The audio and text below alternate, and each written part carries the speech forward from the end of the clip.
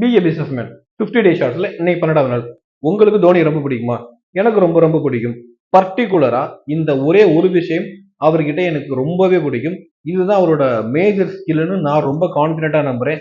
ஏன் அப்படின்னா இந்த அந்த ஸ்கில்ல பேஸ் பண்ணி தான் அவரோட லைஃபே சேஞ்ச் ஆயிருக்குன்றதையும் நான் ரொம்ப கான்பிடென்ட்டா நம்புறேன். ஹார்ட் ஒர்க் இல்லைன்னா அவரோட மற்ற எந்த பிளேயிங் ஸ்டைல் எதை வேணாலும் நீங்க சொல்லலாம். என்னோட பெர்ஸ்பெக்டிவ்ல இந்த ஒரே ஒரு ஸ்கில் தான். அது என்ன அப்படின்னு கேட்டீங்கன்னா டெசிஷன் மேக்கிங் தான். சரியான முடிவுகளை சரியான நேரத்தில் எடுக்கிறதுனால மட்டும்தான் அவரு பல கேம்ஸை வந்து தோக்குற மாதிரி இருக்கிற கேம்ஸை கூட ஜெயிக்க வச்சிருக்காரு. 3 வேர்ல்டு கப் வாங்கி கொடுத்திருக்காரு. நம்ம இந்தியாவுக்கே ரொம்ப பெருமை சேர்த்திருக்காரு. அதை ஏன் பிசினஸ்க்கு சொல்றேன் அப்படின்னா முடிவெடுக்கிற திறன் வந்து பிசினஸ்ல மட்டும் இல்ல லைஃப்லயும் சரி உங்களை வேற ஒரு எக்ஸ்ட்ரீமுக்கு கொண்டு போகும்.